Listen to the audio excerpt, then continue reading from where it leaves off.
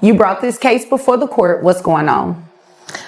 Well, Your Honor, I am just really tired. You brought this case before the court. What's going on? Well, Your Honor, I am just really tired of my husband not doing things that he should be doing, such as spending quality time with me and our 17-year-old daughter. Okay. He's just not coming up to par, and frankly, I'm tired. I'm sick and tired of it. All right. This case begins with pure frustration spilling into the courtroom. Mrs. Scott has reached her limit. After years of feeling ignored and overlooked, she stands before the judge determined to make a change. In her eyes, her husband has stopped showing up emotionally for both her and their daughter. The disappointment has built up for so long that today feels less like a legal hearing and more like a final plea to be heard. You all have a 17-year-old daughter. Yes. And you're tired of him not spending quality time with you and your daughter. That's right. I can totally understand that. Now, what does that have to do with me? Well, I want a divorce. You want a divorce because of that? And you want to put him on child support because of that? Yes, obviously. I mean, he is the provider of our home. And absolutely, I want child support. Divorce over quality time? That's the issue that immediately catches the judge's attention. Mrs. Scott isn't just asking to end the marriage. She's also seeking child support. Suddenly, what sounds like a relationship problem becomes a legal dispute involving their 17-year-old daughter. The court now has to separate emotional grievances from actual parental responsibilities. The provider of your home and you just want to get rid of him like that? I just feel because you're being petty and in your feelings? Well, I feel like we've just grown apart, and I'm just tired of him not making me happy. He doesn't take me out. We don't do fun things anymore. And frankly, I'm bored. Oh, okay. Then comes the statement that changes the entire conversation. Mrs. Scott admits she's bored. No dates, no excitement, no connection. The spark she once felt is gone. The judge's reaction is instant because boredom isn't typically what people expect to hear in a courtroom. The question becomes whether this marriage is truly beyond repair or if frustration has simply overshadowed everything else. Mr. Scott, why are you boring this woman to death over here? I'm not really sure why I'm here. Honestly, I'm not sure why you're here either. It sounds like she's just in her feelings right now because you're not spending time with her and your 17-year-old daughter. And that's not what court is for. We don't just place people on child support because we're in our feelings. When the judge turns to Mr. Scott, he appears genuinely confused. He seems unsure how things escalated to this point. From his perspective, he's still fulfilling his role as a husband and father. The judge quickly reminds everyone that child support isn't awarded because someone feels unhappy in a relationship. The court deals with legal obligations, not wounded emotions. I recently retired. I'm tired. I worked 50 years. And where did you retire from? From the military. Thank you for your service, sir. Thank you. This man is tired. That's why he probably doesn't want to spend quality time all the time. Can you give him a break? Well, the hearing takes a different tone when Mr. Scott reveals that he recently retired after 50 years of military service. The courtroom grows noticeably quieter. Suddenly, the judge sees a man who has spent decades serving his country and providing for his family. What Mrs. Scott views as indifference may partly be the exhaustion that follows a lifetime of commitment and sacrifice. Sir, can you spend some more time with your 17-year-old daughter? When she's home, I'm more than willing to do that, but she's 17 years old. Right. I mean, she has a life, friends, a phone, and I'm available. I can definitely understand that. I can definitely understand. Judge Vonda B. redirects the focus to the most important person in the case, their 17-year-old daughter. When asked about his involvement, Mr. Scott doesn't hesitate. He says he's available, willing, and ready to spend time with her. The judge also recognizes a simple reality. Teenagers often become independent, and a lack of constant interaction doesn't automatically mean a parent is absent. Scott, let's not be petty. Don't do that. There is no reason to come to court and divorce this man, place him on child support, especially if you say he's a provider. He seems like he's a good man, retired military. He takes care of you, obviously. You look beautiful. So I don't think this is the right route that you need to go. At this point, the judge delivers one of the strongest messages of the hearing. Looking directly at Mrs. Scott, she urges her to think carefully before moving forward. From the judge's perspective, she sees a husband who has worked hard, provided for his family, and remained present. She doesn't want frustration and resentment to destroy something that may still be worth saving. People that come in this court get put on child support because they either deserve to be put on it or they were doing something they didn't have any business doing when it comes down to not taking care of their kids. So I just wouldn't want to put this man on child support just because, like I said, you're in your feelings. The judge then provides a firm reality check. Child support exists to address neglect and parental responsibility, not dissatisfaction within a marriage. Courtrooms handle cases involving truly absent parents every day. Compared to those situations, this case looks very different. Financial obligations cannot be imposed simply because one spouse feels disconnected from the relationship. Your Honor, I really don't feel like I'm in my feelings because it's important in a relationship for there to be wonderful things happening. We have to find ways to keep our relationship healthy and strong and moving forward. We can't just stand still and be stagnant. Mrs. Scott isn't willing to let her concerns be dismissed. She explains that this isn't just about boredom. It's about connection, companionship, and feeling valued as a partner.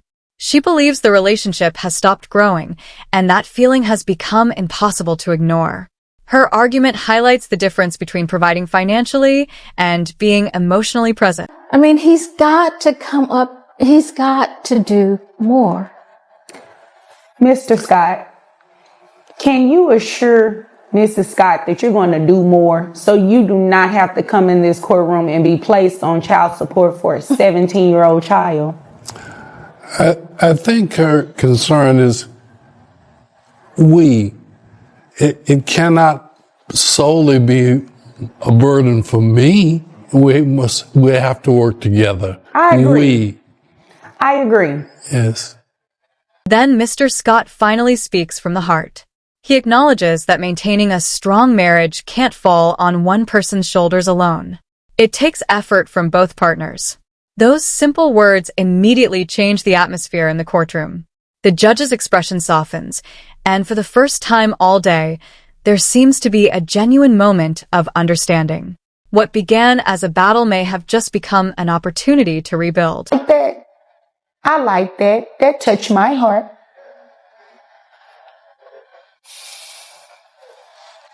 I do love him. Okay, and he loves you too.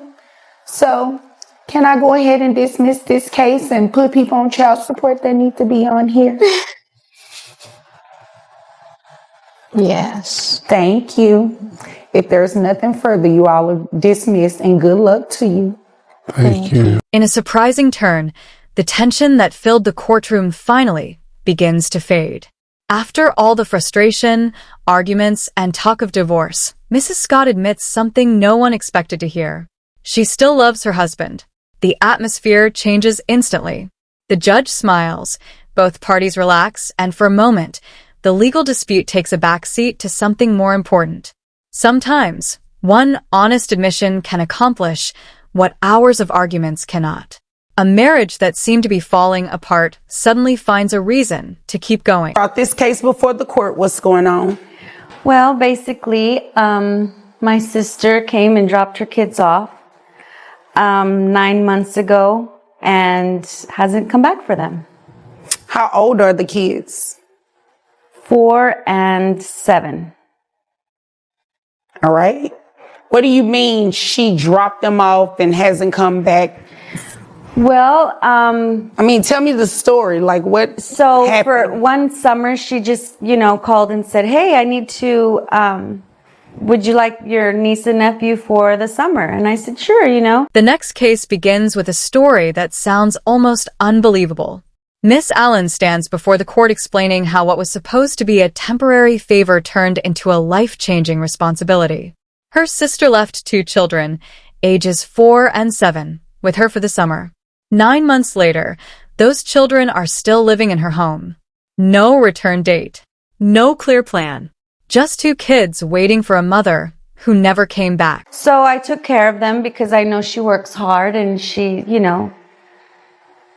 is, attending school at night. And I don't have any kids, so I, volunteered to help out. But she hasn't come back for them, nor does she give any financial support. So I'm here. Okay. And you want your sister to pay child support to you for her 4-year-old and her 7-year-old? Yes. Okay. What started as an act of kindness became something much bigger. Miss Allen agreed to help because she cared about her niece and nephew. She expected a few weeks of extra responsibility, not a permanent arrangement. Months have passed without meaningful support, communication, or financial assistance. Now she's asking the court to do what she can no longer do on her own, force their mother to take responsibility. Boys, girls? The older one's a girl and the Okay. younger one's a boy. Okay. What about health insurance? She pays the health insurance. Okay. All right. Is there anything else you want me to know before I move over to her? I love my niece and my nephew, and I don't necessarily want to keep them from her, but if she needs my help and I can help, then I want to, but I need her help also. So All right. that's it. I'm not trying to be ugly or malicious to my sister. I want her to do well. I just need help. Understand. Okay. As the hearing continues, it becomes clear that this isn't motivated by anger. Miss Allen repeatedly emphasizes her love for the children. She's not trying to get rid of them or punish her sister. She's simply reached a point where carrying the entire burden alone is no longer possible. Her request comes from necessity, not resentment. Ma'am, what is the reason that you dropped your children off with your sister and haven't been back to get them? I just decided that I don't want to have kids. Excuse me? I don't want to have kids. Yeah, well, you already had them, so they're yours. Your sister is raising them. Don't you think you should want to get them back? Then comes the answer that leaves the courtroom stunned. The judge asks the obvious question. If these are your children, why haven't you gone back for them? The response is shocking in its simplicity. Their mother says she doesn't want children anymore. The statement lands heavily in the room. 2 young lives are being discussed as though they are obligations that can simply be set aside. Or you don't want kids at all? You don't want the responsibility, anything? No, I just don't want to have kids anymore. Okay, interesting. Now, what about the financial part of it? What about paying your sister child support to take care of your children? I mean, you don't want them. You're not raising them. They've been with her for the past 9 months. So wouldn't you say it's fair to give her some money for them? I don't really have it. I only make like $40,000 a year. But you're making money. Okay. As the questioning continues, the mother remains remarkably calm. She explains that she no longer wants the responsibility of raising children, despite earning a steady income and having the means to contribute. The judge's patience begins to wear thin.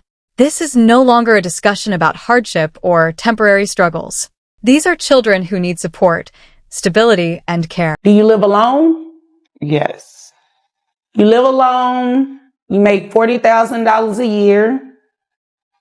She said you pay health insurance. And I go to school at night. Okay. Well, that's good. You don't want to... What are you going to school for? Let me ask you this first. For fashion. Fashion, okay. You plan to make a lot of money with that? Hopefully one day. Do you intend on getting your kids back at some point? The conversation turns toward the mother's current lifestyle. She's attending fashion school, living independently, and pursuing career goals. The judge carefully considers every detail. Education and personal growth are important, but they don't erase parental obligations. The court sees a woman with opportunities, resources, and plans for her future. The question is why those plans no longer seem to include her children. I don't know. I just know how I feel right now, and I just don't want to have my kids. I just want to focus on my career. So let's talk about that. Did you just wake up one day and say, I don't want to have kids anymore, and I'm going to send them, make it seem as though I want my sister to keep them for the summer, when really I'm just going to drop them off and never pick them back up? At this point, the judge addresses the heart of the issue. Did she leave the children with her sister knowing she had no intention of returning for them? The possibility of deliberate deception changes the entire tone of the hearing. What once appeared to be a temporary childcare arrangement now looks increasingly like a calculated decision to walk away from parental responsibility. How did you get to that point? It just kind of happened, and it kind of just happened? Are you dating someone? No. Were you dating someone? Yes. Did they have kids? No. They didn't want your kids around? Not necessarily. So what was that what started this? You not wanting your kids because the person you were in a relationship with really didn't want your kids around? As the judge digs deeper, another factor begins to emerge. A personal relationship may have played a role in the decision. Questions arise about whether someone in her life influenced her choice to distance herself from her children. The court pushes beyond the rehearsed explanations, searching for the truth behind months of absence and detachment. Well, no. It's just, I just want to focus on my school, and I work. And so that's like my whole day. And you have to understand why this is hard for me to process, right? Because myself, I'm a parent, and I'll do whatever for my kids. That includes career, whatever. So to be sitting across from you and you're very adamant about that, it's really shocking for me. So you'll have to excuse me if I seem a little taken back. The hearing reaches an emotional peak. Even the judge appears visibly shaken by what she's hearing. As a parent herself, she struggles to understand how someone could so calmly describe walking away from their children. Maintaining professionalism becomes difficult as the reality of the situation sinks in. The courtroom falls quiet as everyone processes the same question. How did things get to this point? It's not making sense, ma'am. What it sounds like to me is that you ditched your kids because of the relationship that you previously had. You're no longer with that person. Right. Which means you can go get your kids again, right? Well, now they've just been there so long, it's maybe what's best. And well, 9 months is a long time in the sense that you go without seeing them and taking care of them, but you can still make it right. At this point, the judge begins connecting every piece of the story. The relationship that allegedly influenced her decision is already over. The reason she gave for walking away from her children no longer exists. Yet despite that, she still hasn't gone back for them. The judge struggles to understand how 9 months of absence somehow became justification for abandoning parental responsibility altogether. It's easier for her, Judge. My apologies to just, outburst, but it's just easier for her. For me to have them, basically. And this is what you're okay with doing? Yeah. Okay. All right. So this is what we're going to do. You said you made $40,000 a year. Health insurance, how much was that? $80. $80. Okay. The emotional weight finally becomes too much for Miss Allen to contain. After months of raising 2 children on her own, the frustration pours out. Few people could shoulder that responsibility without breaking down at some point. While their mother moved forward with her own life, Miss Allen handled the school routines, meals, expenses, and daily care. Her reaction is not anger alone. It's the exhaustion of someone who has carried far more than she ever agreed to. And that $80, that's for both of the children? Yes. Okay. All right. So this is what we're going to have you do. We're going to have you continue to pay the health insurance. At least make sure the kids stay insured. Okay. And you have to keep working because you're going to pay your sister child support. You understand that, right? But I don't make enough. Did you think you were going to come in here, not take care of them, and not pay child support? The hearing shifts from discussion to action. Judge Vonda B. makes it clear that financial support is no longer optional. Child support will be ordered, health insurance obligations will remain in place, and the children's needs must be addressed immediately. When the mother argues that she cannot afford it, the judge remains unconvinced. The court has heard enough explanations. Now it's time for accountability. Well, I just think I need to hear this. they're doing okay and she can do it. Right, but she needs financial support. Your sister doesn't have any children. You dumped 2 kids on her. And the fact that you think that is okay is unacceptable. You dropped 2 kids on her and you don't even want to pay for them.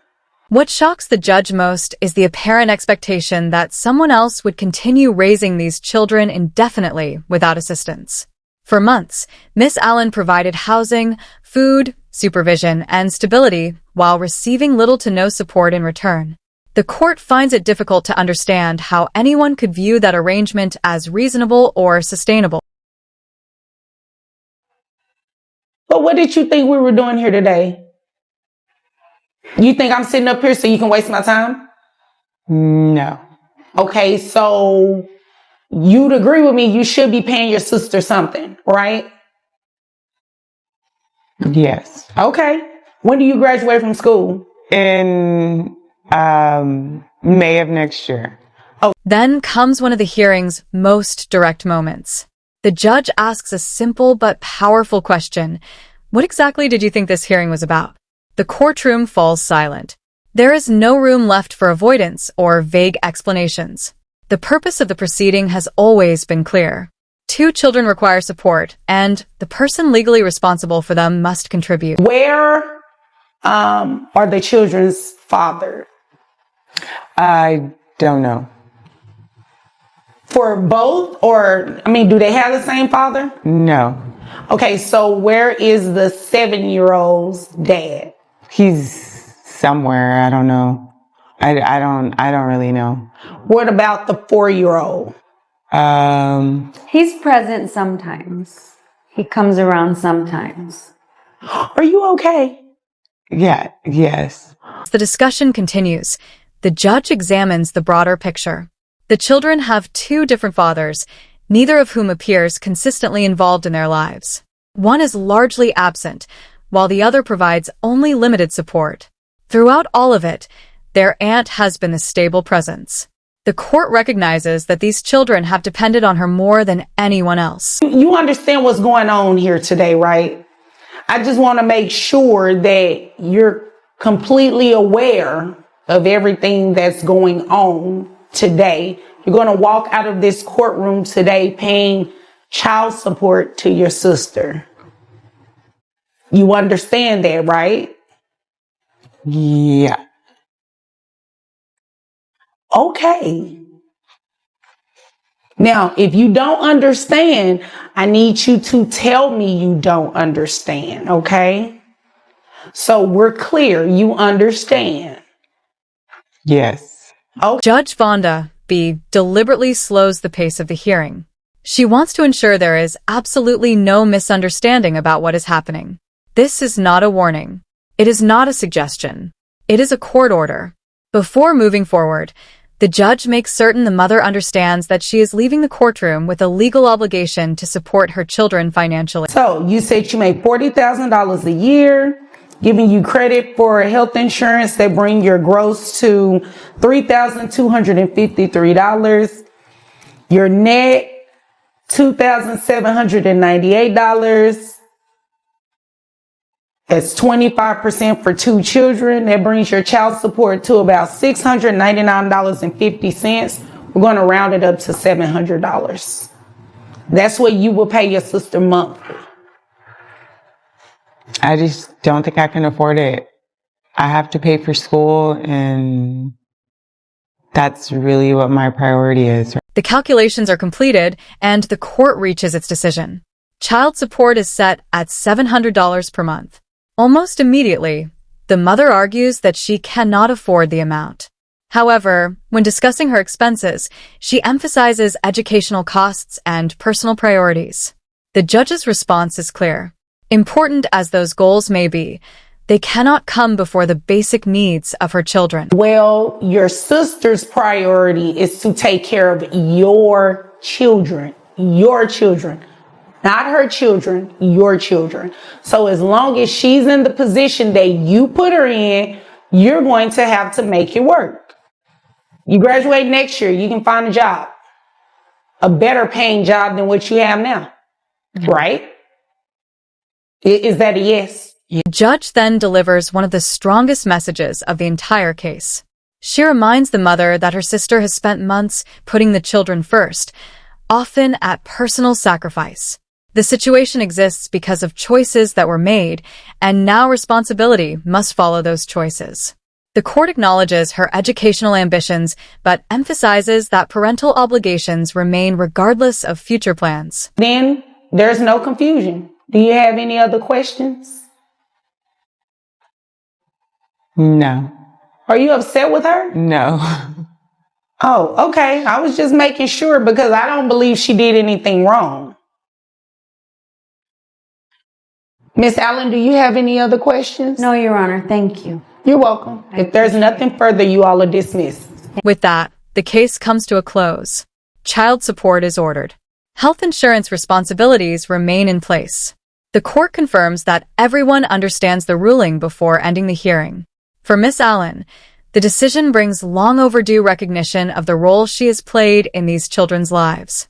More importantly, it provides a measure of support for 2 children who have relied on her for stability.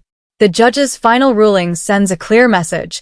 Parental responsibility cannot simply be set aside when life becomes inconvenient.